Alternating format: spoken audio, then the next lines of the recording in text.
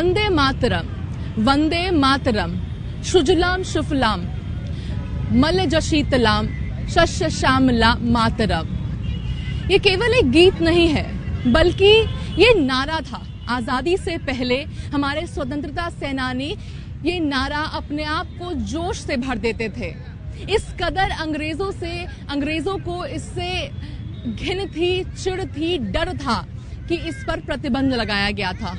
प्रतिबंध इस कदर पर कि अगर आप इस नारे को दोहराएंगे, पुकारेंगे तो आप पर लाठी चार्ज किया जाएगा, आपको जेलों में ठूसा जाएगा, आप पर कार्रवाई की जाएगी।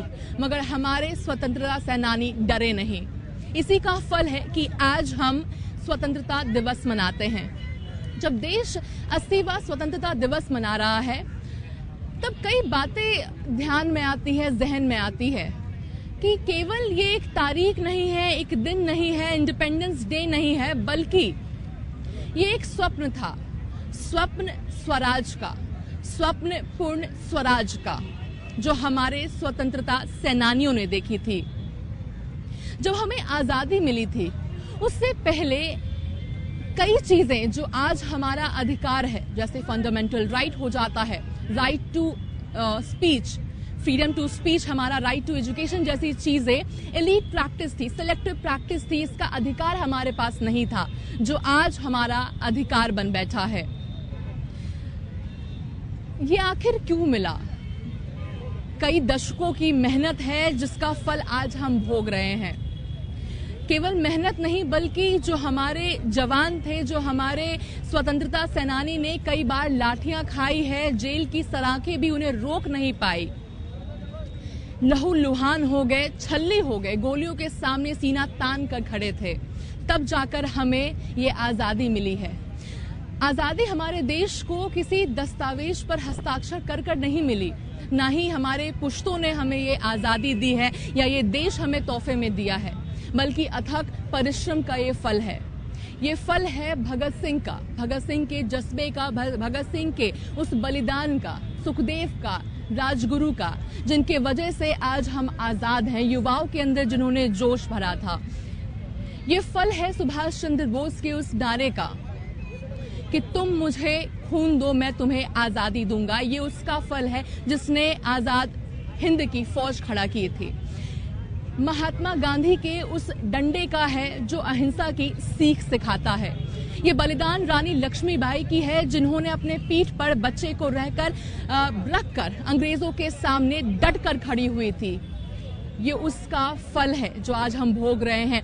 वो हजारों महिलाओं का है जिन्होंने चूड़ियों को अपना आभूषण नहीं, बल्कि तलवारों को अपना आभूषण माना था। उन सूनी गोदों का फल है जिनके बच्चे इस आजादी के दौर पे, इस आजादी के कारण जिन्होंने अपने गोद को सूना होने दिया। उन नई नवेली दुल्हनों का है जिनके जो मांग है वो सूने हो गए, जिस वजह से आज हम ये दिन स्वतंत्रता दिवस मना पाते हैं। आज उस दिन हम उन्हें नमन तो करते हैं, मगर साथ ही जरूरी ये भी हो जाता है कि जो स्वतंत्रता सेनानी हमारे रहे, जिनकी वजह से हमें आजादी मिली, आज हम उनके साथ उन्हें भी नमन करें, जिनकी वजह से आज अपने आप को हम सुरक्षित महसूस करते हैं। हमारे साथ बातचीत करने के लिए साकेत कुमार मौजूद है। मॉडर्न हिस्ट्री के बारे में विशेष जानकारी रखते हैं और साथ ही ऑथर भी हैं।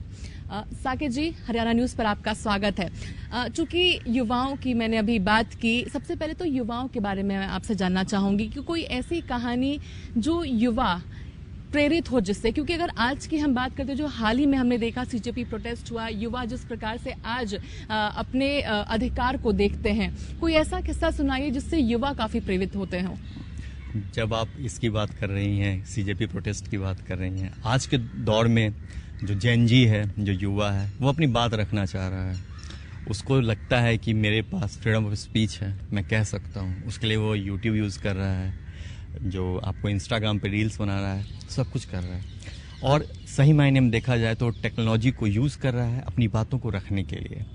तो यहाँ पर से उस वीरांगना के बारे में, उस बॉम्बे विल्सन कॉलेज की 22 वर्षीय युवा छात्रा के बारे में अगर बात ना किया जाए, जिसने टेक्नोलॉजी को, उस ज़माने में रेडियो टेक्नोलॉजी का और इन्फॉर्मेशन देने का बहुत बड़ा मीडियम हुआ करता था, और उसने मास को अपनी तरफ अट्रैक्ट करने के लिए वेपन ऑफ रेजिस्टेंस बनाया।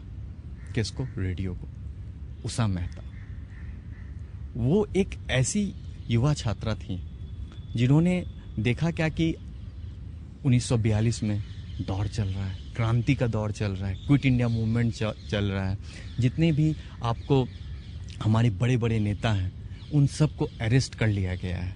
और अब कैसे लोगों तक जो इन्फॉर्मेशन है, जैसे आपको बलिया में पैरेलल गवर्नमेंट चल रही थी, आपको मुंगेर में एजिटेशन हो रहा था, पूरे देश में आपको छोटे छोटे एजिटेशंस हो रहे थे, और उन सारे इन्फॉर्मेशन को सारे देश में लोगों तक कैसे पहुंचाया जाए, क्योंकि ब्रिटिश सेंसरशिप लगा रहे थे इन्फॉर्मेशन के ऊपर, ताकि जितना भी जो इससे रिलेटेड क्विट इंडिया मूवमेंट से रिलेटेड जो भी एजिटेशन से रिलेटेड आपको इन्फॉर्मेशन थी वो लोगों तक नहीं पहुंच पाए। उस समय उषा मेहता ने क्या किया, उन्होंने खुद का ही रेडियो स्टेशन सेटअप कर दिया और वहां से उन्होंने जो इन्फॉर्मेशन पूरे देश से कलेक्ट होता था, आपको जानकर के आश्चर्य होगा, राम मनोहर लोहिया, सुचित्रा कृपलानी, ऐसे बड़े बड़े लोग उनसे जुड़े हुए थे। वो उन तक अपना इन्फॉर्मेशन पहुंचाते थे कि देश में कहाँ क्या हो रहा है, और एक बहुत बड़ा नेटवर्क था जिससे सारा इन्फॉर्मेशन आता था, और वो उस नेटवर्क को अपने रेडियो स्टेशन से, अपने ब्रॉडकास्टिंग फ्रिक्वेंसी से वो लोगों तक पहुंचाती थी। और सबसे बड़ी बात इसमें दिलचस्प बात यह है कि उनका जो स्टेशन था वो हमेशा बदलता रहता था। रीज़न क्या था? ब्रिटिशर्स को पता चल जाता था, सेंसरशिप लगा रखा था उन्होंने, और वो जिस इन्फॉर्मेशन को दबाना चाह रहे थे वो सारा इन्फॉर्मेशन लोगों तक पहुंच जा रहा था। तो इसको रोकने के लिए वो क्या कर रहे थे कि जहाँ जहाँ उनको डाउट होता था, ब्रिटिशर्स की CID थी, उनको जहाँ जहाँ पता चलता था कि यहाँ पर जो रेडियो स्टेशन हो सकता है वहाँ वो छापा मार रहे थे। 2.5 महीने तक वो चलता रहा। और सबसे जो शानदार बात है, उस समय वो स्टार्ट करती थी लाइन से, हिंदुस्तान हमारा, और यहाँ के बाद वो बोलती थी this is the Congress radio calling. तो इससे क्या होता था, उस समय कांग्रेस सिंबल था, एक एजिटेशन का जो मेन सिंबल था वो कांग्रेस था, जहाँ से लोगों को लगता था कि अगर कांग्रेस कह रही है, अगर ये बात कांग्रेस की तरफ से आ रही है, तो इस बात में 100% सच्चाई ही होगी। और वहाँ के बाद वो सारे इन्फॉर्मेशंस लोगों को बताती थी कि कहाँ लोग कैसे विरोध कर रहे हैं। अब खुद सोचिए, अगर आपको यहाँ पर घर में बैठे बैठे पता चले कि बलिया में लोगों ने अपनी ही सरकार बना दी है, तो आपके अंदर कितना जोश आएगा। युवाओं के अंदर जोश आता था, उनको लगता था, पूरे देश के युवाओं को लगता था कि अब हम ब्रिटिशर्स को यहाँ से निकाल के फेंक ही देंगे। तो ये एक बहुत बड़ी लड़ाई थी जो उन्होंने फ्रीक्वेंसी वॉर किया था। उस समय उन्होंने टेक्नोलॉजी का जो यूज़ किया था, उस समय की टेक्नोलॉजी, उस समय इंस्टाग्राम नहीं था, यूट्यूब नहीं था, उस समय रेडियो ही मीडियम हुआ करता था। वो पहली आप युवा कह सकती हैं जो टेक्नोलॉजी वॉरियर थी इंडिया की। उसने युवा शक्ति को दिखाया कि कैसे कि अगर युवा अपने नॉलेज को अगर सही ढंग से यूज़ करे तो कैसे वो क्रांति ला सकता है। वो क्रांति लेके आई थी। अहिंसा की बात तो महात्मा गांधी भी कर रहे थे कि हिंसा नहीं होनी चाहिए, मगर ये एक नए तरीके की जो अहिंसा का परिचय उन्होंने दिया था टेक्नोलॉजी के माध्यम से। कह सकती हैं आप इसको weapon of resistance. Mahatma Gandhi का अहिंसा था। सुभाष चंद्र बोस और ऐसे बहुत लोग थे जिनके लिए वेपन ऑफ रेजिस्टेंस जो है वो बंदूक थे। बट ये एक नई लड़ाई थी। इन्होंने टेक्नोलॉजी को ही, इन्होंने फ्रिक्वेंसी को, इन्होंने इंफॉर्मेशन को वेपन ऑफ रेजिस्टेंस बना दिया। इसके लिए इनको अरेस्ट भी किया गया। 2.5 महीने के बाद ये अरेस्ट हुई, 22 साल की लड़की, और उसका 6 मंथ इंट्रोगेशन चला। लेकिन हिम्मत देखिए, जज्बा देखिए, कुछ नहीं कहा। न नेटवर्क के बारे में बताया, ना उनसे जुड़े उन सारे लोग, जितने लोग जुड़े थे, किसी के बारे में कुछ नहीं बताया। 6 महीने ब्रिटिशर्स इनका इंट्रोगेशन करते रहे। कुछ जवाब नहीं मिला तो थक हार के इन्होंने इनको 4 साल की सजा दे दी। और 4 साल की सजा के बाद ब्रिटिशर्स इनसे एक बार ये बीच में बीमार पड़ी तो इनको हॉस्पिटल में एडमिट किया गया। तो ब्रिटिशर्स इनसे इतने डरे हुए थे तो वहाँ भी उन्होंने पूरी जो पुलिस की तैनाती कर दी थी कि कहीं ये भाग ना जाए, क्योंकि उनको पता चल गया था ये सिर्फ एक युवा नहीं है, ये अपने आप में एक क्रांति है। सुभाष चंद्र बोस का चूंकि आपने नाम लिया, कई बार कहा भी जाता है कि सुभाष चंद्र बोस के जो तरीके थे वो कहीं ना कहीं महात्मा गांधी से अलग थे। क्या उनका तरीका था? अगर हम सुभाष चंद्र बोस के तरीके से चलते तो शायद हमें आज़ादी पहले मिल जाती, ये भी कई लोग कहते हैं, कई हिस्टोरियन का मानना है। देखिए, देखने का तरीका होता है। सुभाष चंद्र बोस और महात्मा गांधी दोनों का लक्ष्य एक ही था। उन दोनों का लक्ष्य था भारत की आज़ादी। वो दोनों एक ही बात चाहते थे कि भारत जल्द से जल्द आज़ाद हो जाए। सुभाष चंद्र बोस 1939 में कांग्रेस के प्रेसिडेंट भी बने, लेकिन उनका वहाँ पर जो कांग्रेस वर्किंग कमेटी थी, और सबसे बड़ी बात है गांधी जी ने जिनको खड़ा किया था, पिट्टा सीतारमैया, उनको उन्होंने हराया था। तो एक तरह से गांधी जी ने इसको अपनी डिफीट माना था उस समय। बट जो वर्किंग कमेटी थी, वहाँ पर जो मोस्ट ऑफ द जो प्रोमिनेंट लीडर्स थे, वो सुभाष चंद्र बोस के जो काम करने का तरीका था उससे थोड़ा डिफर करते थे। गांधी का तरीका था कि उस समय कि मैं अहिंसा के थ्रू ही करूँगा, मास मोबिलाइजेशन है करूँगा, और जब लोग मोबिलाइज हो जाएंगे तो उनकी एनर्जी को यूज़ किया जाएगा, और तब ताकि ज़्यादा ब्रिटिशर्स बहुत रूथलेसली बिहेव कर रहे थे 1942 में और उस समय में, तो देखा जा सकता है। सुभाष चंद्र बोस का 1939 में था कि अपॉर्चुनिटी बहुत अच्छी है, वेस्ट जो है वॉर के जोन में है, और इस समय अगर हम एग्रेसिवली अगर चढ़ाई कराया जाए और अपना तरीका बदले तो हम जल्दी जीत सकते हैं। यहाँ पर गांधी के सोचने का तरीका और सुभाष चंद्र बोस के सोचने का तरीका थोड़ा डिफर हुआ। और जो सुभाष चंद्र बोस थे, उनको लगा कि जो इनफॉर्मल तरीके से अगर मैं हट जाऊं, ठीक है, तो ये गांधी की भी लड़ाई चलती रहेगी। गांधी जी भी जिस वे में, ऐसा नहीं था कि वो गांधी जी से को अब बिल्कुल गलत मानते थे या गांधी जी के तरीकों को गलत मानते थे, बस उनका ये था कि मेरा तरीका अलग है, इनका तरीका अलग है। और कांग्रेस उस समय तक बहुत ज़्यादा गांधी जी के तरीकों पे ही चलने वाली कांग्रेस थी। बहुत सारे उनका मानना था कि अहिंसा का रास्ता जो है, क्योंकि उस रास्ते पे ही जो है आप धीरे धीरे जीत रहे थे। 1947 जब हमें आज़ादी मिली, कहाँ तक मानते हैं कि भारत आज़ाद तब तक हो गया था? किस हद तक आज़ाद हुआ था? देखिए, हम 1947 में जो आज़ाद हुए, हमें पॉलिटिकली हम आज़ाद हुए थे, हमें डोमिनेंट स्टेटस मिल चुका था, लेकिन हमारा पास अपना कोई कॉन्स्टिट्यूशन नहीं था कि जहाँ पर हम अपने कॉन्स्टिट्यूशन के अकॉर्डिंग चल सकें। तो पहले से जो चीज़ें चली आ रही थी, हम बहुत हद तक उस पर डिपेंडेंट थे। जब हमारा कॉन्स्टिट्यूशन अपना बना, तब हम जाकर के रिपब्लिक हुए, तब रियल सेंस में आज़ादी आई, तब जाकर के हम, क्योंकि जब आज़ाद हुए तो हमसे पॉलिटिकली आज़ाद हुए थे। अभी भी बहुत लंबी लड़ाई बाकी थी। कैसी लड़ाई? डिप्रेस्ड क्लास जो था, असमानता की लड़ाई थी। इकोनॉमिकली हम लोग बहुत पीछे थे। समझिए क्या कि हमारे सामने इतनी बड़ी चुनौती थी कि एक देश आज़ाद हुआ है और उसके पास खाने को कुछ नहीं है, पहनने को कुछ नहीं है। तो सोचिए, एक ऐसे इंसान के बारे में सोचिए जो जेल से तो निकल गया, लेकिन उसके बदन पे कपड़े नहीं है, वो भूखा है, उसके सर पे छत नहीं है, और उसको वो सब कुछ बनाना है। तो वहाँ से असल लड़ाई, हमारे भारत बनने की लड़ाई शुरू होती है। और ये जिम्मेदारी तब जाकर के उस समय जवाहरलाल नेहरू और जो उस कांग्रेस के मिनिस्टर्स थे, उनके हाथ में हैंड ओवर की गई थी। तो सोचिए, उनके हाथ में भारत की नींव बनाने की जिम्मेदारी थी। आप सब जानते हैं कि अगर एक 3 मंजिले या 4 मंजिले की बिल्डिंग बनी हुई हो, तो उसको आप कितना ऊपर तक खींच सकते हैं, ये डिपेंड करता है नींव कितनी मजबूत है। तो उस समय आज़ाद भारत के जो मिनिस्टर्स थे, उनके ऊपर ये बहुत बड़ी रिस्पॉन्सिबिलिटी थी कि हम इतना मजबूत नींव बनाएं कि उसके ऊपर कितनी भी बड़ी और खूबसूरत इमारत बनाने आप चाहो, बनाते चले जाओ। तो आज जो भारत हम देख रहे हैं, वो कहीं ना कहीं उस मजबूत नींव का वो जो एक मजबूत नींव उन्होंने हमें दी थी, वो हमें आज दुनिया में एक बहुत बड़ा इकोनॉमिक पावर बना रहा है। हमने कई किस्से आपसे जाने, कई ऐसी बातें आपने बताई जिसके बारे में हमारे युवा अवगत नहीं, क्योंकि ज़रूरी ये हो जाता है कि क्रेडिबल सोर्सेज पे भरोसा किया जाए, जो कहीं ना कहीं हमारे युवा उन चीज़ों से अनछुए हैं। जैसे आपने गांधी के बारे में बताया, सुभाष चंद्र बोस के, B.R. अम्बेडकर और गांधी के बीच में क्या इक्वेशन थी, कई ऐसी आपने चीज़ें बताई।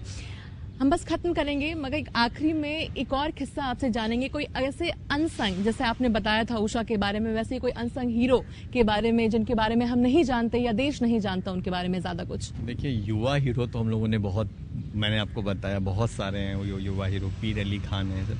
मैं आपको एक शायद बहुत कम लोग जानते होंगे, 73 साल की महिला थी, मतंगिनी हजरा, वेस्ट बंगाल के तमलिक प्रोविंस के, वहाँ पर एक तमलिक प्रोविंस है। तो 1942 में क्या हुआ कि जिस एज में सोचिए लोग बीमार होते हैं, रिटायरमेंट वाली एज है, बूढ़े, तो उस एज में उन्होंने रिवॉल्यूशन किया था। उस एज में वो आपको झंडा लेकर के आगे बढ़े और अंग्रेजों ने उनके ऊपर गोलियां चलाई। वो पहली गोली लगी, रुकी नहीं, आगे बढ़ी, उनके माथे पर गोली लगी, उनके हाथ में गोली लगी, लेकिन जिस ऑफिस में उनको झंडा फहराना था वहाँ पर वो झंडा वंदे मातरम बोलते हुए झंडा फहराए और वहीं पर उनके डेथ। तो ऐसे ऐसे बहुत सारे जो अनसंग हीरोज़ हैं जिनके बारे में अगर बात किया जाए तो खुद के ही रोंगटे खड़े हो जाएं। तो मैं यहाँ से जितने भी युवा हैं या फिर जो भी मेरे साथी और भाई देख रहे हैं इस चैनल को, मैं बोलूँगा कि यहाँ आप हिस्ट्री को पढ़ें, सिर्फ सुने नहीं। किसी को जज करने से पहले उसके बारे में जानें, उसका योगदान क्या था। और कभी भी किसी भी फ्रीडम फाइटर को आप उसका अपमान ना करें, उसका रोल कुछ भी रहा हो, क्योंकि सोचने का सबका अपना अपना तरीका होता है, लड़ाई लड़ने का अब सबका अपना अपना तरीका होता है। जरूरी नहीं है कि अगर वो आपके तरीके से उसने लड़ाई नहीं की तो उसका तरीका खराब था, क्योंकि सबकी मंजिल एक ही थी, तिरंगा लहरा है और आसमान में तिरंगा लहरा है। तिरंगा लहरा रहा है और आपसे कह रहा है कि जिस लिए मुझे यहाँ लहराया गया उसको पूरा करना अब ये तुम्हारा सपना होना चाहिए और अभी तुम्हारे हाथ होना।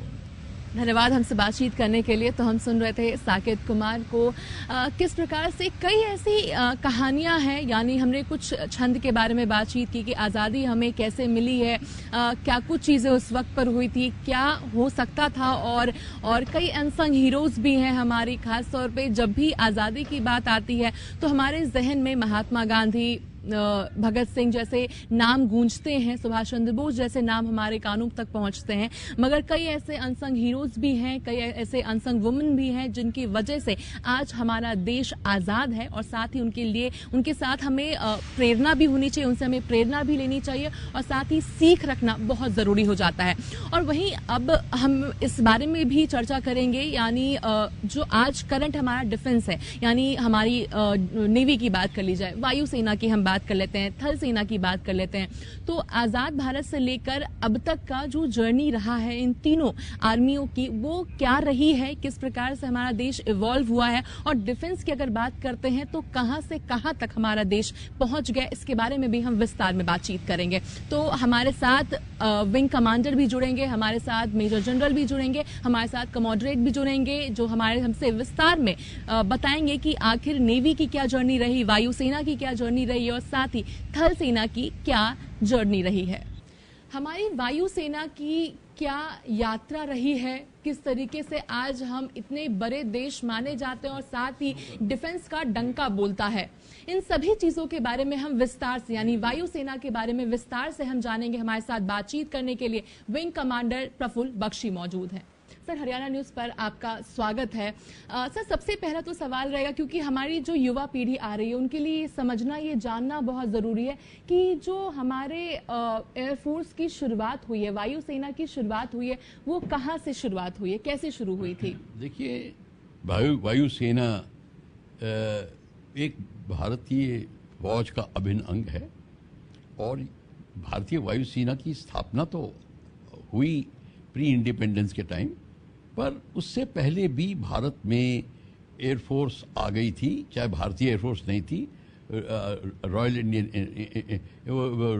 एयरफोर्स थी, फ्लाइंग कोर बोलते थे पहले उसको, फिर रॉयल इंडियन एयरफोर्स बनी। पर भारतीय एयरफोर्स की स्थापना 1932 में हुई थी, द्रिग रोड में एक एयरफोर्स एक्ट के, नेशनल एक्ट के तहत। तो 1932 में द्रिग रोड में हुई थी और 4 वापसी जहाज़ उस एयरफोर्स में थे। और इस समय धीरे धीरे उनमें कुछ अफसर रखे, कुछ हवाई सिपाही रखे और उनकी ट्रेनिंग शुरू हुई। ट्रेनिंग बढ़ती चली गई और लोग ट्रेनिंग होते होते इंग्लैंड में ट्रेनिंग लेते थे, क्रैनवेल में और इत्यादि जगह करके भारतीय वायुसेना इस तहत पे पहुंची कि जब उसको रॉयल इंडियन एयरफोर्स की उपाधि मिली और उन्होंने सेकेंड वर्ल्ड वॉर में बहुत ही अहम भूमिका अपनाई। यही नहीं, सेकेंड वर्ल्ड वॉर से पहले ही अफ़गानिस्तान बॉर्डर में और अफरीदियों के ख़िलाफ़ और ये नॉर्थ वेस्ट फ्रंटियर में उन्होंने बहुत अपना काम योगदान दिया, आर्मी की मदद करी। पर इनकी जो स्थापना जो एयरफोर्स की, फिर जो जिसको कहते हैं ना कि ब्लडिंग ऑफ एयरफोर्स है, वो सेकेंड वर्ल्ड वॉर में स्टार्ट हुई। बर्मा कैंपेन में उन्होंने बड़ा करतब दिखाए। तब तक जहाज़ भी आधुनिक होने लगे थे। उनके वापसी से लाइजेंडर्स आए, लाइजेंडर से ओडेक्स बॉम्बर्स आए, ओडेक्स और फिर वल्टी वेंजेंस डाइव बॉम्बर्स आए, बड़े जहाज़ भी आने लगे, डकोटा भी आए, उसके बाद में लिबरेटर बॉम्बर भी आए, हरिकेन और स्पिटफायर जैसे फाइटर्स आए, टेम्पेस्ट आए। उन्होंने बर्मा में बहुत अच्छा योगदान दिया और यहाँ तक कि हमारे एयरफोर्स के पायलट यूरोप में भी जाके लड़े। तो एयरफोर्स के पायलट से नाम कमाया, स्क्वाड्रन से नाम कमाया और अपनी जो भूमिका अदा की उसमें जो अलाइड फोर्सेस की जो विक्ट्री हुई थी बर्मा में, उसमें इनका बड़ा हाथ था। भारतीय वायुसेना का और भारतीय थल सेना का बहुत बड़ा हाथ था, नौसेना का भी था। पर जब 1947 में भारतीय आज़ाद हुआ, फिर 1948 में पहला जेट विमान लाया गया जिसको वैम्पायर जेट बोलते थे। बाद में वो हमारा ट्रेनर बन गया और फिर भारतीय उसमें अब डकोटास हमारे पास आ गए थे और फिर वाइकाउंट जैसे जहाज़ भी आने लगे और छोटे जहाज़ ऑस्टर, ऑटर्स ये भी आने लगे और भारतीय वायुसेना का रोल बढ़ने लगा। चाहे आर्मी कोऑपरेशन का रोल हो, चाहे फाइटर ग्राउंड अटैक का रोल हो, चाहे बॉम्बिंग का रोल हो। बॉम्बिंग के लिए लिबरेटर बॉम्बर्स आए और लिबरेटर बॉम्बर्स हमारे पास बहुत उन्होंने अच्छी भूमिका अपनाई। जब पहला जेट एयरक्राफ्ट आया 54 में 1948 में वैम्पायर जेट, उसके बाद उन्होंने 1954 में दसॉल्ट कंपनी जो फ्रांस की है उन्होंने हमको तूफानी दिया। तूफानी जिसको कहते ओरेगॉन नाम था, भारत हमारे प्राइम मिनिस्टर नेहरू जी ने उसका नाम तूफानी रखा। फिर उसके बाद में 57 में मिस्टियर आए फाइटर्स और फिर मिस्टियर के बाद में हमारे पास 80s में रफ़ाइल आए, मिराज आए और मिराज के बाद रफ़ाइल आए। ये फाइटर एयरक्राफ्ट है और ये तो मैं फ्रेंच की बात कर रहा हूँ। और तब तक मिग 21 आ गए 1962 में और उसके बाद मिग 23, मिग 27, मिग 29, सुखोई 7 तो आ गया था 63 में ही, 62 में। पर उसके बाद सुखोई 7 आ गया था 65-66 में और उसके बाद में आए उसके बाद जो हमारे पास जहाज़ आए वो फिर मिग 21 और एडवांस मॉडल्स आए और फिर जब सुखोई 30 MKI जिसकी बात सुनते हैं, रफ़ाइल आ गया हमारे पास में। अब रफ़ाइल है, सुखोई आ गया, तेजस बन रहा है। तो भारतीय वायुसेना स्वावलंबिता की तरफ भी बढ़ती चली गई। सिर्फ खरीदारी से नहीं काम चल रही थी। हमारे ट्रांसपोर्ट एयरक्राफ्ट में डकोटास के बाद में IL-14 आए, IL-14 के बाद में AN-12 आए, AN-12 के बाद में IL-76 आए, IL-30, ये सारे के सारे जहाज़ आते चले गए। और इसके अमेरिकन ने भी जहाज़ दिए। हमने C-130 हरकुलिस लिया, फिर हमने ग्लोब मास्टर लिया। तो ये और हेलीकॉप्टर्स में भी हमने सबसे पहले सिकॉर्स्की हेलीकॉप्टर था, उसके बाद मी-4 आया, फिर मी-17 आया, फिर उसके बाद में अटैक हेलीकॉप्टर्स आए, अपाशे आए। तो इस तरीके से हमारी जो और फिर हमारा ये एयरफोर्स के एयरक्राफ्ट ही नहीं, ग्राउंड इक्विपमेंट, ग्राउंड रडार, ये भी बढ़ते चले गए। इनकी भी रिक्वायरमेंट हुई जिन्होंने 65 की लड़ाई में और 71 की लड़ाई में बहुत अच्छा योगदान दिया। तो भारतीय वायुसेना अब पहुंच गई है स्वावलंबिता की तरफ। LCA बना रहे हैं, रफ़ाइल बनाने की बात हो रही है, फ्रांस के साथ कोऑपरेशन हो रहा है, रशिया के साथ टोटल कोऑपरेशन हो रहा है, Su-57 की बात आ रही है। तो इतनी सारी चीज़ें जो भारतीय वायुसेना की उपलब्धियां देख रहे हैं, हमारे एयरमैन की ट्रेनिंग, मॉडर्न वेपन इक्विपमेंट की ट्रेनिंग में, मॉडर्न सिग्नल इक्विपमेंट की ट्रेनिंग में, मॉडर्न रडार की ट्रेनिंग में बड़े अग्रसर हैं।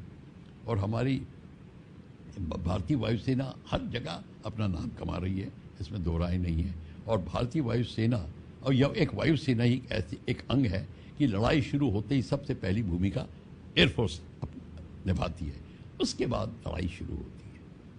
सर, जैसे आपने बताया कि जो जर्नी शुरू हुई थी वायुसेना की तब से लेकर आज तक, चाहे आत्मनिर्भरता हो जाए, कई जो और भी आपने प्रोग्राम तमाम चीज़ें बताई, क्या कारण मानते हैं जो ये रणनीतिक बदलाव आए हैं वायुसेना में, उससे किसकी वजह से, कौन प्रेरणा का स्रोत रही, क्या कारण रही जिस वजह से वहाँ से हम आज यहाँ तक पहुँच पाए हैं? देखिए, ऐसा है अपराजिता, रिक्वायरमेंट जब बनती है तो सोच बनती है। अब रिक्वायरमेंट आपको, अगर आप अवेयर हो कि आपकी रिक्वायरमेंट क्या है, आप उससे चिंतन करके आप उससे अवगत हो जाओ कि हमारी रिक्वायरमेंट क्या है, तो उसके हिसाब से आप अपना सामान लेते हैं। तो जब हमारे को पता चलने लगा, हमने अपने सिक्योरिटी डॉक्ट्रिन पढ़नी शुरू करी। देखिए, 1962 में हमारी हार हुई थी चाइना से। क्यों हुई थी? एयरफोर्स का इस्तेमाल नहीं किया गया था। क्यों नहीं किया गया था? ये हमारी डॉक्ट्रिन और पॉलिसी में नहीं था। तो आपको दुश्मन की ताकत पता है, आपको खतरा पता है, और उसके बाद अगर आप उससे उचित कदम नहीं उठा रहे तो उसमें कहीं गलती है। तो भारत ने ये सीखा कि हमको अपनी सिक्योरिटी डॉक्ट्रिन पक्की करनी पड़ेगी। हमारे बॉर्डर पे क्या क्या खतरा है, कहाँ से कितना खतरा है, कौन कितना ताकतवर है, हम कितने ताकतवर हैं, हमें कौन सा इक्विपमेंट चाहिए, कब चाहिए, कैसे चाहिए, हम कौन बनाएगा, ये सारी की सारी डॉक्ट्रिन्स में लिखा होता है। तो वो बननी शुरू हुई और इससे मॉडर्नाइजेशन और शुरू हुई। तभी हमारे प्राइम मिनिस्टर स्वावलंबिता की बात करते हैं, आत्मनिर्भरता की बात करते हैं। वो आत्मनिर्भरता अब आपको दिख रही है। आप LCA बना रहे हैं, आप स्पेस में आत्मनिर्भरता की बात हो रही है, चांद में जाने की बात हो रही है, सुखोई के एडवांस मॉडल, Su-57 के advance model, transport aircraft C-239 के आप उड़ा रहे हैं जो अपने बनाए हुए हैं। तो मेरे ख्याल से ये जो चेंज आ रहा है, ये चेंज आता है आपकी चेंजिंग जियोपॉलिटिकल सिचुएशन के कारण। क्या सिक्योरिटी सिचुएशन बन रही है, उसको कैसे पूर्ति की जाए, उसके लिए आपको क्या करना है, इसके कारण आपको ये चिंतन करना पड़ता है। सर, एक सवाल ये भी है कि जब भी इंडिपेंडेंस डे या फिर रिपब्लिक डे हम सेलिब्रेट करते हैं तो हमारा जो विचार होता है कि आप लोगों को हम नमन करते हैं कि किस प्रकार से आप लोगों की वजह से हम चैन की जिंदगी जी पा रहे हैं। जब इंडिपेंडेंस या रिपब्लिक डे आता है तो आप लोग किस तरीके से मनाते हैं, आप लोगों के अंदर क्या विचार होती है उस वक्त? देखिए, इंडिपेंडेंस डे के दिन, एयरफोर्स डे के दिन, इंडिपेंडेंस के दिन और रिपब्लिक डे के दिन हमको याद आते हैं जो हमसे पहले फौज में थे, उन्होंने क्या सेक्रीफाइस करी, उन्होंने क्या हमको सिखाया, उन्होंने क्या नीतियां लिखी, क्या हम उस पर अमल कर रहे हैं, क्या हमारी जो अब हमारी जो कार्यशैली है, क्या वो मॉडर्न थ्रेट को का सामना करने वाली है, नहीं है तो क्या कमी है, ये सारा। और इंटेलिजेंशिया अवेयर हो रही है, यूथ अवेयर हो रहा है, एनसीसी के प्रोग्राम में एनसीसी कैडेट्स अवेयर हो रहे हैं, नॉर्मल कॉलेज बॉय और नॉर्मल बिजनेसमैन को भी अब पता है कि सेना क्या होती है, सेना में जहाज़ क्या होते हैं। तो ये सारी की सारी जब इससे अवगत हो जाते हैं लोग, तो अपने आप ही फिर एक जागरूकता पैदा होती है और फिर जिसको कहते हैं ना अवेयरनेस आती है, फिर आपकी सिक्योरिटी डॉक्ट्रिन पक्की होती है। देखिए, चाइना बैठा है बॉर्डर पे, उसकी सिक्योरिटी डॉक्ट्रिन क्लियर है कि भारत के ये एरिया हमारे हैं। बस अब आप उसे जितनी बहस कर लीजिए, जो कर लीजिए, वो कहेगा हमारा है। आपको ऐसी डॉक्ट्रिन बनानी है कि आप उसको कट कर दें। आप पहले बहस से कुछ नहीं होगा। ये डायलॉग बहस तो ठीक है अपनी जगह, पर आपको जब तक आपके हाथ में तगड़ी लाठी नहीं होगी, वो जो दूसरा सामने जो बात कर रहा है आपसे, आपकी इज्जत नहीं करेगा। तो इसलिए ये बहुत ज़रूरी है कि आपकी सिक्योरिटी ताकतवर हो, और ये हम सबसे बड़ी सीख सीखे हैं और इसी सीख के ऊपर हम अमल कर रहे हैं। एक आखिरी सवाल, wing commander Prafull Bakshi in uniform और wing commander Prafull Bakshi in civil clothes, कितने अलग है आपकी लाइफ? देखिए, अब यूनिफॉर्म में तो बचपन से ही आ गए थे, एनडीए में तो गए थे 15.5 साल की उम्र में, उससे पहले एनसीसी में थे, उससे पहले हमारे फादर ग्रैंडफादर सारे के सारे फौज में थे।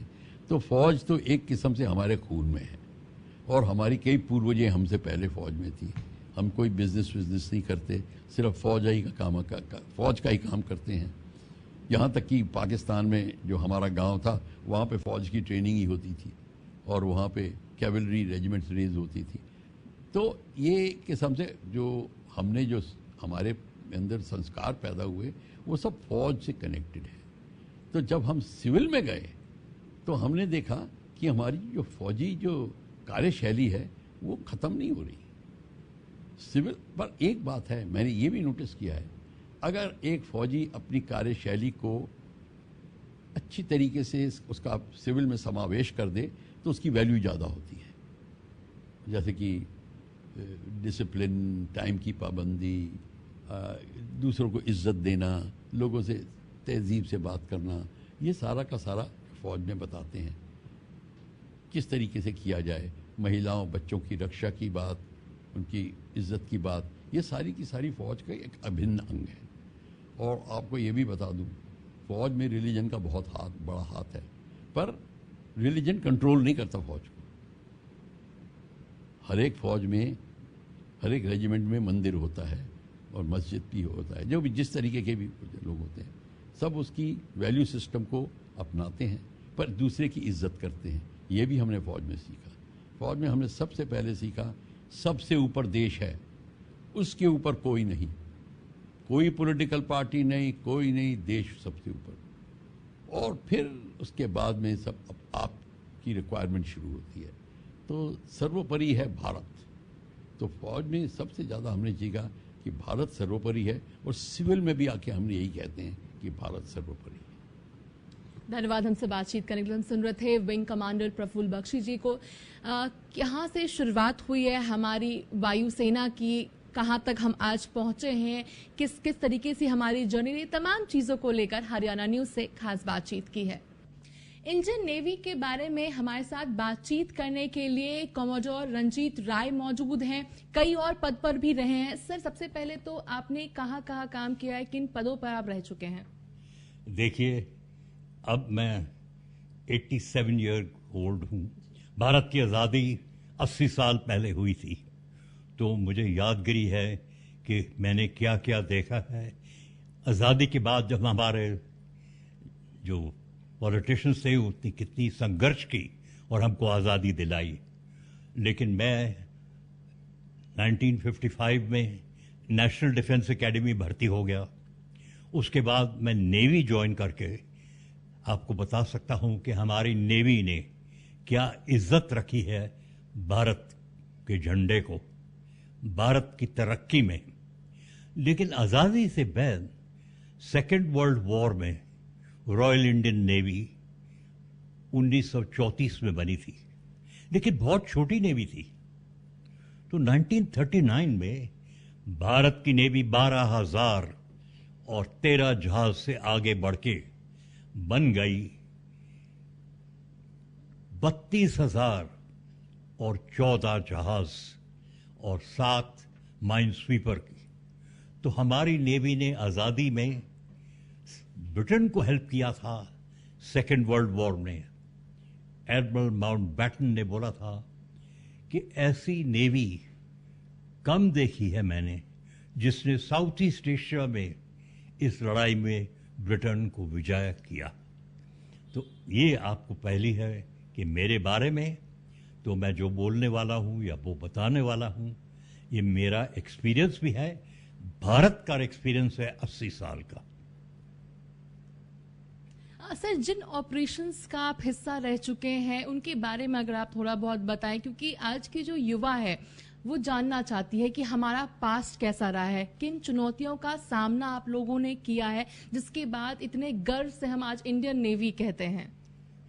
बहुत महत्वपूर्ण क्वेश्चन पूछा आपने। प्रश्न जो है, भारत की युवा को पता होना चाहिए कि भारत की नौसेना पहले रॉयल इंडियन नेवी होती थी। 1950 में वो इंडियन नेवी बन गई। उसके बाद जो लड़ाई थी 1947-48 में कश्मीर में, भारत की नेवी ने कुछ दर्जा नहीं लिया। लेकिन पहली लड़ाई जो थी 1965, बड़ी लड़ाई पाकिस्तान के साथ, हमारे प्रधानमंत्री जी थे शास्त्री जी, नेहरू जी के देहांत हो गई थी, एक्सपीरियंस नहीं था उनको नेवी के बारे में, तो उन्होंने नेवी को बोला कि आप इस लड़ाई में भाग न लीजिए।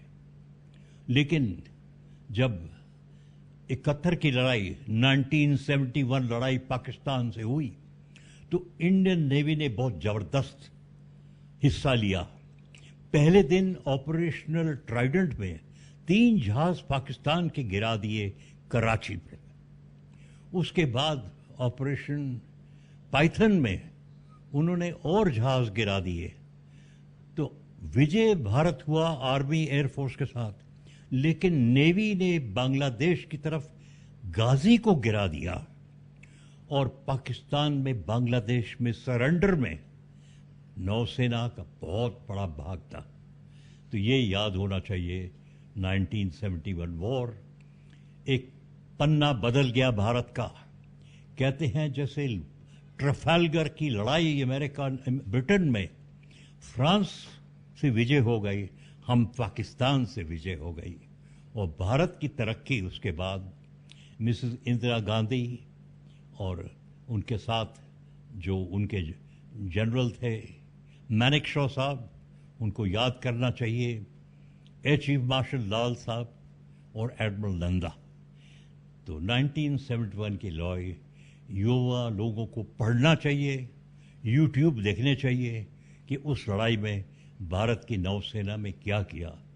अफसोस की बात यह है कि INS खुखरी 9 तारीख को पाकिस्तान नेवी सबमरीन हंगोर से अटैक टॉर्पीडो में पानी में सिंक हो गया, लेकिन विजय हम थे।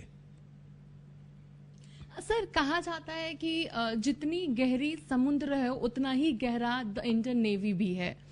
कहां तक इस स्टेटमेंट से आप सहमत हैं? देखिए, भारत की जो इतिहास है, आर्मी सबसे बड़ा है। 10 लाख लोग हैं आर्मी में, एयरफोर्स में 1 लाख लोग हैं, नेवी में 65 लोग हैं, 65,000 लोग हैं। तो नेवी छोटी है, लेकिन नेवी एयरफोर्स में भी काम करती है, मतलब उनके पास हवाई जहाज हैं, समुद्र पे काम करते हैं, उनके पास जहाज हैं, एयरक्राफ्ट कैरियर हैं, और समुद्र के नीचे 3 डायमेंशनल नेवी कहते हैं, उनके पास पनडुब्बियां हैं। तो हमको ये पता होना चाहिए भारत की नेवी 3 डायमेंशनल है। 1971 की लड़ाई में उन्हें विजय दिखाया। कारगिल की लड़ाई में उन्होंने एक ऑपरेशन तलवार किया और पूरी नेवी कराची के बाहर एक बम्बार्डमेंट के लिए तैयारी हो गई, और उनको ये भी हो गया कि उन्होंने एक ब्लॉकेड कर दिया। तो नवाज शरीफ साहब गए थे, क्लिंटन साहब से मिले, और उन्होंने बोला ये कारगिल से आप वापस नहीं जाओगे तो आपके पास तेल और ट्रेड नहीं होगा। तो तब वो हट गए। तो ऑपरेशन तलवार, कारगिल में भारत की नेवी सेना ने लड़ाई नहीं की, लेकिन कारगिल की लड़ाई समाप्त करने के लिए ऑपरेशनल तलवार में ईस्टर्न फ्लीट और वेस्टर्न नेवी ने बहुत मदद की। सर, आज़ादी से लेकर अगर अभी तक की हम बात करते, चूंकि आपने कहा कि 80 वर्ष का आपके पास जो पूरा गौरव भी है इंडियन नेवी के साथ, तमाम जो एक्सपीरियंस भी हैं, तब से लेकर अभी तक के नेवी को किस प्रकार से आप आंकते हैं? खास तौर पे जब एक तटीय रक्षा बल ये माना जाता था और आज एक भव्य ब्लू स्टार नेवी माना जाता है, कैसे यहां से यहां तक हम पहुंचे हैं? कैसे पहुंचे हैं? 80 साल के बाद एक कहानी है, मेक इन इंडिया है, जो अब आत्मनिर्भर थे। जब हमको आज़ादी मिली थी 1955-1960 तक, हमारे 4000 सेलर्स और ऑफिसर, उन्होंने 8 नए जहाज वापस लाए, लेकिन उन्होंने काम किया शिपयार्ड्स में। उन्होंने जो काम किया वो सीख गए जहाज कैसे बनाते हैं। तो नेवी के लोग जो वापस आए, और उस वक्त मैं एक लेफ्टिनेंट था, उन्होंने हमें एक पुश दिया, धक्का दिया कि भाई मेक इन इंडिया अपने जहाज। तो भारत एक नौसेना है, भारत एक देश है, भारत एक जगह है जो हमने आईएनएस नीलगिरी अपने आप ही 1973 में बना दी, पहला जहाज। उसके बाद हमने पीछे नहीं देखा। हमने एयरक्राफ्ट कैरियर बना दिया विक्रांत, टाइप 15 जहाज बना दिए। मुझे अच्छा नहीं लगता बोलना, लेकिन एयरफोर्स कोशिश कर रहा था एक एलसीए बनाने के लिए, लेकिन भारत की नेवी ने जहाज बना दिए और एक परमाणु पनडुब्बी भी बना दी। ये सबसे कॉम्प्लिकेटेड जहाज होता है। तो जो तरक्की की है, लेकिन हमें ये भी याद करना चाहिए कि पिछले 14 साल में प्रधानमंत्री पहले और अब मोदी जी ने इतना सपोर्ट दिया है नेवी को, क्योंकि मोदी जी गुजरात से आते हैं। गुजरात की जो कोस्ट लाइन है भारत में हर एक स्टेट से ज़्यादा है, और वो समझते हैं समुद्र में क्या ताकत होती है। तो उन्होंने भारत की नेवी को बहुत मदद किया है। शिपयार्ड्स हमारे आगे चले गए हैं। उन्होंने पब्लिक प्राइवेट पार्टनरशिप किया है। ये नहीं कि गवर्नमेंट के शिपयार्ड जहाज बनाएंगे। तो इस समय हमारे पास 3 पनडुब्बी परमाणु हथियार और परमाणु प्रोपल्शन के साथ हैं। हमारे पास नए 6 स्कॉर्पियन पनडुब्बी है। हमारे पास 20 बड़े जहाज टाइप 15 कहते हैं, टाइप 17 जो नई नीलगिरी बनी है। मैं पुरानी नीलगिरी में सेकेंड इन कमांड था। उसके बाद मैंने कमांड किया विंध्यगिरी, वो थोड़ा नीलगिरी का बड़ा भाई था। तो मैं खुशी से बोल सकता हूँ कि आज की नेवी में हमारी दर्जा 4था या 5वां नंबर दुनिया में है।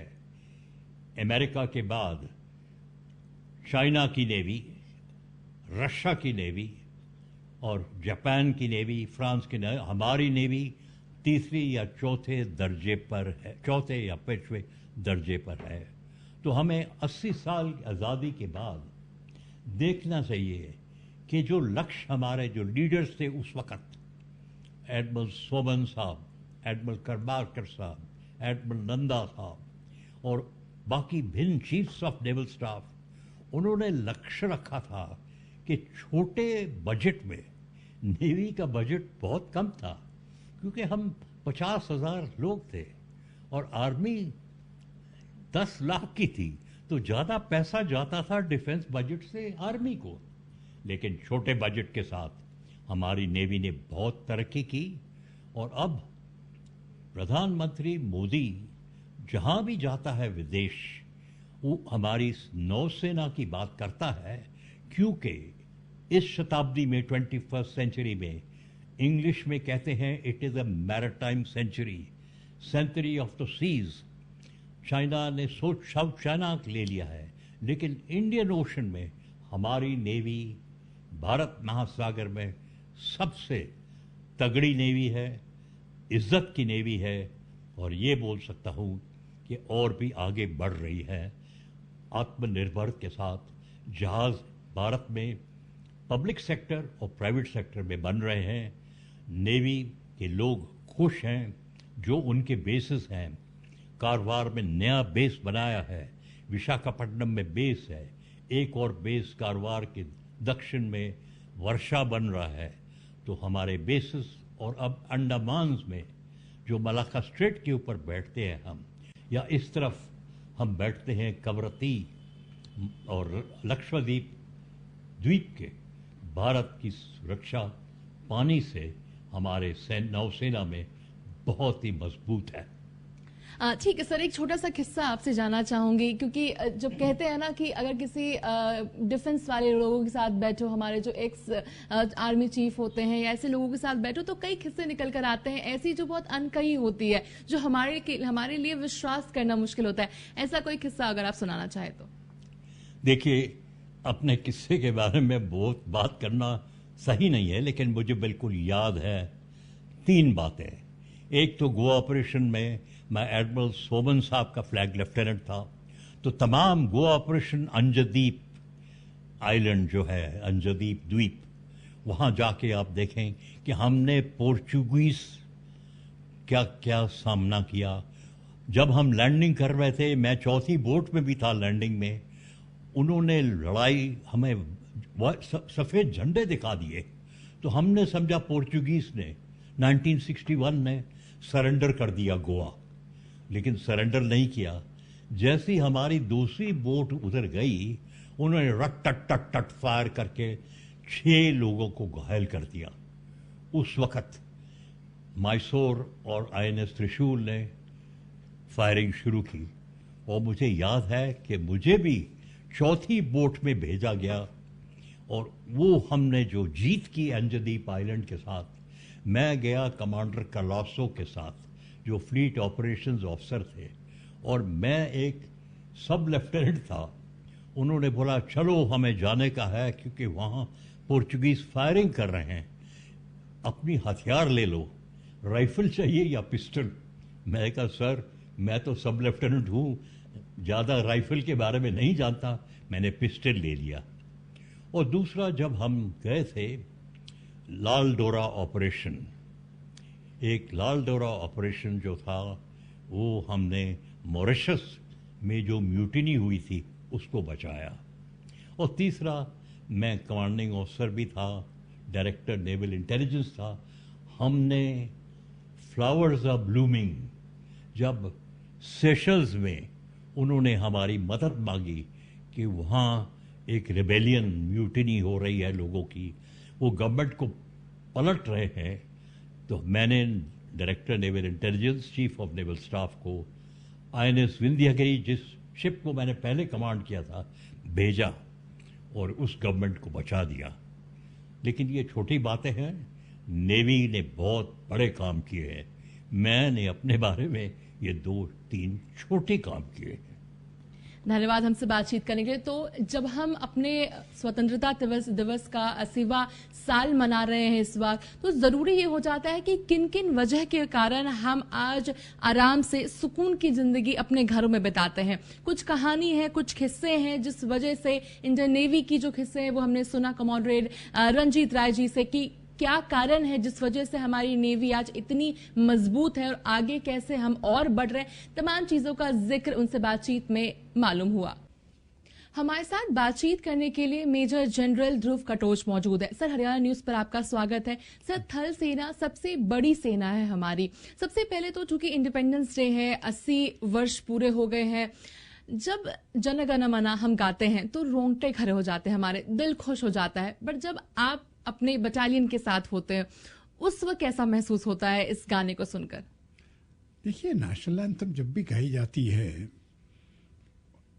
और मौका भी होता है, अभी आप देखिए, अभी हाल ही में कॉमनवेल्थ गेम्स हुए और जब भारतीय खिलाड़ी जीतता है और उसके बाद अब तिरंगा उड़ता है और नेशनल एंथम बजाई जाती है, देखिए वो फीलिंग तो उसका तो कोई जवाब ही नहीं है, उस प्रकार की फीलिंग का। और क्योंकि जब हम ज़्यादा करके जब हम बॉर्डर पे रहते हैं और एक तरफ से अकेलापन महसूस होता है, ये दिन जो है ना 26 जनवरी 15 अगस्त, ये बहुत बहुत मायने रखते हैं। एक तो वो एक फीलिंग सी आ जाती है हर एक जवान के बीच में कि ये ठीक है, देश की सेवा तो रोज़ होती है लेकिन ये खास दिन है ये। तो एक तरफ से ये जो हौसला अफजाई होता है ये दिन करते हैं।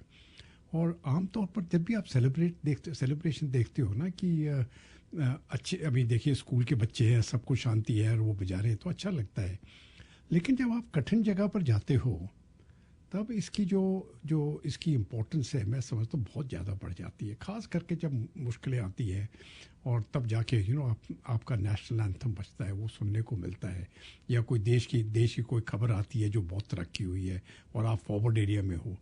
मुझे याद है बहुत साल पहले जब मिस इंडिया का कंटेस्ट हो रहा था और मैं कश्मीर के फॉरवर्ड एरिया में था, एक स्थान पर था और रेडियो सुन रहे थे हम, और उस टाइम पर आया कि भारत की जो महिला है वो मिस वर्ल्ड बनी। तो एक ठीक है, वो छोटी सी बात है अगर आप इसे देखने के लिए, लेकिन जब आप इस प्रकार की खबरें वहाँ पर सुनते हैं तो देखते लगता है कि यार ठीक है, हमारा देश ऊपर बढ़ रहा है। तो ये जब भी इस प्रकार की खबरें आती है, मैं समझता हूँ कि ये अपने मोराल के लिए और देश के लिए ये बहुत बड़ी बड़ी बातें हैं। इसलिए 15 अगस्त का जो महत्व है और 26 जनवरी का भी, ये बहुत इम्पोर्टेंट है। 15 अगस्त और 26 जनवरी आप लोगों ने किस प्रकार मनाया? अगर आप बॉर्डर पे, आप जैसे आपको तैनात किया गया, तो वहां पर कैसे सेलिब्रेट होता है? नहीं, देखिए, बॉर्डर के ऊपर तो सेलिब्रेशन बहुत कम होती है। ये जो भी ट्रुप्स डिप्लॉयड है वो वहाँ पर कोई सेलिब्रेशन का ये इस प्रकार नहीं होता है। ठीक है, एक दूसरे को ग्रीट करते हैं, कोई बड़ा खाना हो जाएगा तो उस प्रकार की बात होती है। लेकिन हेडक्वार्टर्स में हो सकता है कि एक खास करके पीस स्टेशन में वो तो फिर हर एक पलटन जो है वो अपना फ्लैग होस्टिंग करती है, सैनिक सम्मेलन हो जाता है। लेकिन बॉर्डर एरियाज़ में हर एक दिन एक ही जैसा होता है, वो डिप्लॉयड है और ऑपरेशनल एरिया है। और ख़ास करके इन दिनों में मुझे लगता है कि वो ज़्यादा होशियारी की ज़रूरत होती है, ये कम नहीं। ये नहीं, और क्योंकि ये 15 अगस्त और 26 जनवरी इतने इम्पोर्टेंट दिन है कि कोई भी हादसा अगर हो जाए तो फिर बदनामी बहुत होती है। तो जो सेंस ऑफ अलर्टनेस है ना, 15 अगस्त से कुछ दिन पहले और कुछ दिन बाद, और 26 जनवरी से कुछ दिन पहले कुछ दिन बाद, वो बहुत हाई हो जाता है। और ट्रुप्स बिल्कुल तैनात रहते हैं वहाँ पर कि कुछ इस प्रकार की घटना ना हो जाए जिससे कि पूरी हेडलाइंस पूरे विश्व में चले जाए। तो ये तो उस प्रकार का सेलिब्रेशन जैसे हम बाकी जगह पर करते हैं, पीस स्टेशन वगैरह में करते हैं, वो हम बॉर्डर एरिया में नहीं होता ये। सर, चूँकि आपने जिक्र किया 15 अगस्त का, बॉर्डर एरियाज़ का आपने जिक्र किया, आज़ादी से लेकर अब तक हमारे जो इंडियन आर्मी है बहुत इवॉल्व भी की है, मगर एक कसक ज़रूर रह जाती है कि जब बात इंडिया चाइना बॉर्डर की हो या इंडिया पाकिस्तान बॉर्डर की होती है, घुसपैठियों से कहीं ना कहीं अभी तक निजात नहीं पा पाए हैं, चाहे गवर्नमेंट्स बदली हो, काफ़ी साल भी हो गए हों। उसमें किस प्रकार के बदलाव की अब ज़रूरत है? देखिए, मैं घुसपैठियों की बात तो करूँगा, लेकिन कुछ और भी मैं इससे पहले कहना चाहता हूँ।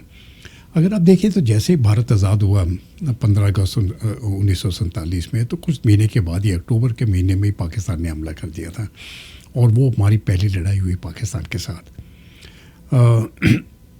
एक साल से ऊपर चली, 1948 में जाके फिर सीज़ फायर हुआ था 1949 के शुरुआत में। उसके बाद जो 1962 में तो देखा था कि डिबैकल हुआ था चीन के साथ, और उसके बाद जाके काफ़ी बदलाव आए फ़ौज में। और जब फिर देखेंगे, क्योंकि वो बदलाव आए थे तो 1965 की लड़ाई में पाकिस्तान को हार मानना पड़ी, और उसके बाद 71 में पाकिस्तान को 2 हिस्सों में तोड़ दिया और बांग्लादेश बन गया।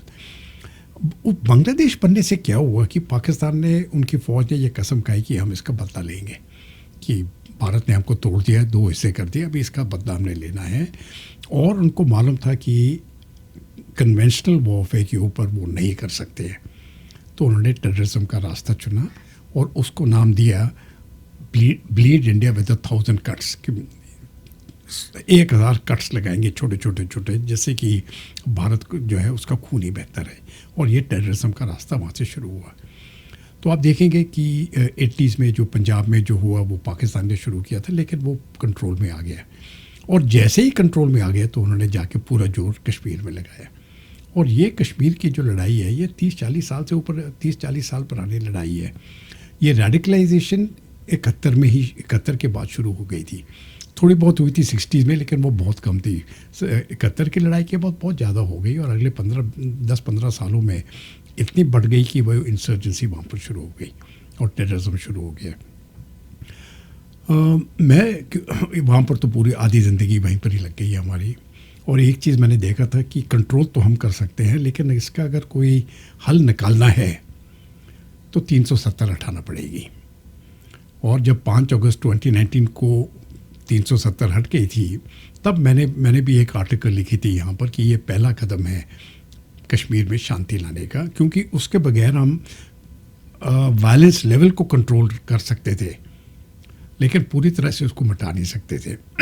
इस प्रकार के प्रोविजंस है ये 370 की। अभी वो ख़त्म हो गई बात।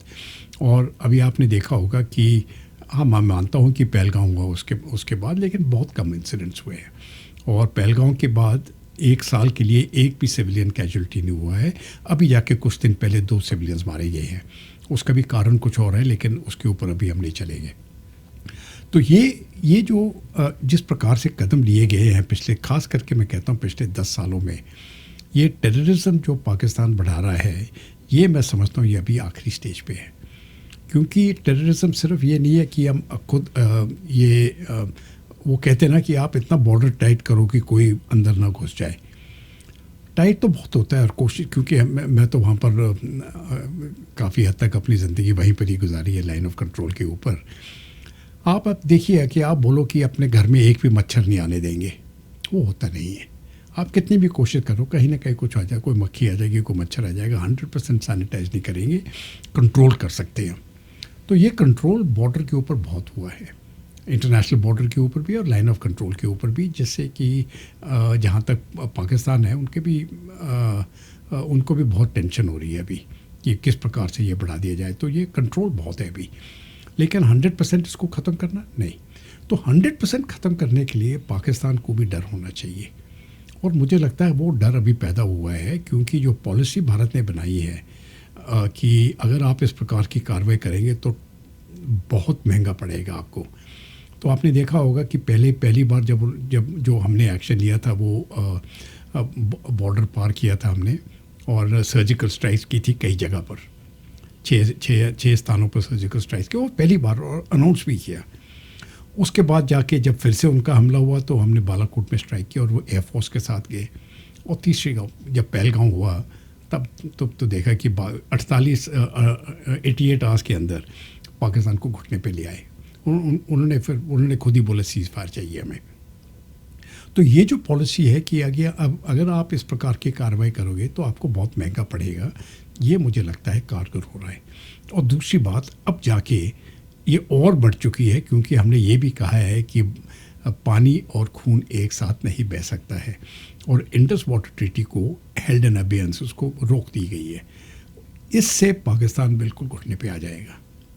तो ठीक है, उसकी मर्ज़ी है, वो करता रहे, लेकिन जवाब इसको इस प्रकार से मिलेगा कि उनको बहुत महंगा पड़ेगा।